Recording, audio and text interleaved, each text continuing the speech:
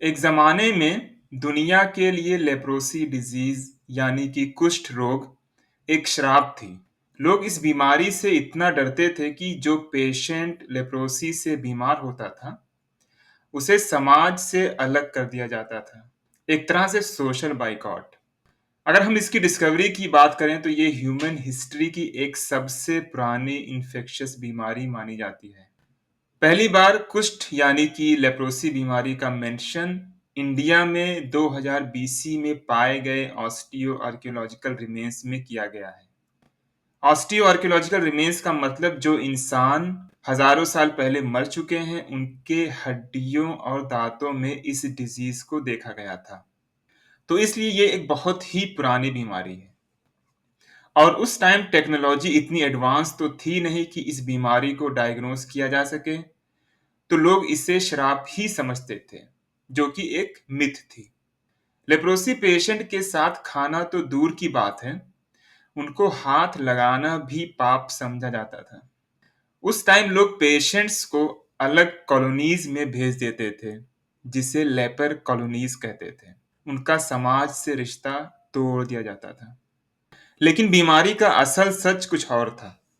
Norway country में एक doctor थे, डॉक्टर हैंसन, जो अपने हॉस्पिटल में काफी पेशेंट देखते थे जिनके चेहरे पे दाग, उंगलियों में डिफॉर्मिटीज मतलब टेढ़ा हो जाना और स्किन पे अजीब धब्बे होते थे।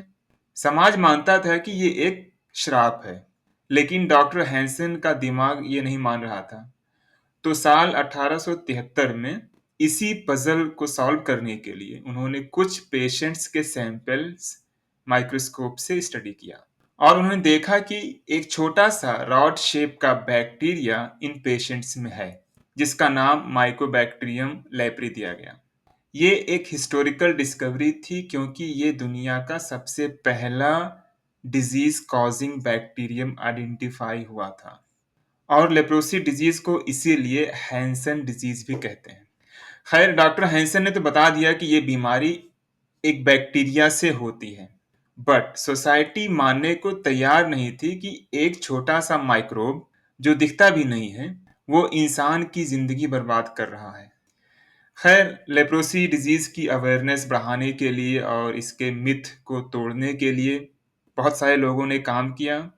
उनमें से एक नाम है बाबा एम्टे, जो कि इंडियन सोशल वर्कर थे। इन्होंने इस डिजीज से जुड़े सोशल स्टिग्मा और मिथ को तोड़ने के लिए खुद को ही लेप्री बैक्टीरिया से इन्फेक्ट करवा लिया, ये बताने के लिए कि लेप्रोसी इतनी खतरनाक और इन्फेक्शियस बीमारी नहीं है और ये अब क्योरेबल भी है, मतलब इसका इलाज है अब। चलिए अब जानते हैं इस डिजीज से जुड़े 5 फैक्ट्स के बारे में। पहला फैक्ट ये है कि लेप्रोसी होता है माइकोबैक्टीरियम लेप्री बैक्टीरिया से, जो कि स्लो ग्रोइंग बैक्टीरियम है जो मेनली स्किन और नर्व्स को अटैक करता है। सेकेंड फैक्ट ये है कि ये कैजुअल टच से नहीं फैलता, mostly long term close contact respiratory droplets से फैलता है। थर्ड फैक्ट इज इस डिजीज से स्किन पे हाइपोपिगमेंटेड यानी लाइट कलर पैचेस, नम्बनेस मतलब सुन्न हो जाना, मसल वीकनेस और डिफॉर्मिटीज हो सकते हैं। फोर्थ फैक्ट इज WHO यानी वर्ल्ड हेल्थ ऑर्गेनाइजेशन के पास free multi drug therapy available है।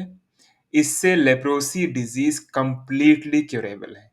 And last fact is leprosy अभी भी 120 प्लस कंट्रीज में पाया जाता है, लेकिन अर्ली डायग्नोसिस और ट्रीटमेंट से इसे प्रिवेंट किया जा सकता है।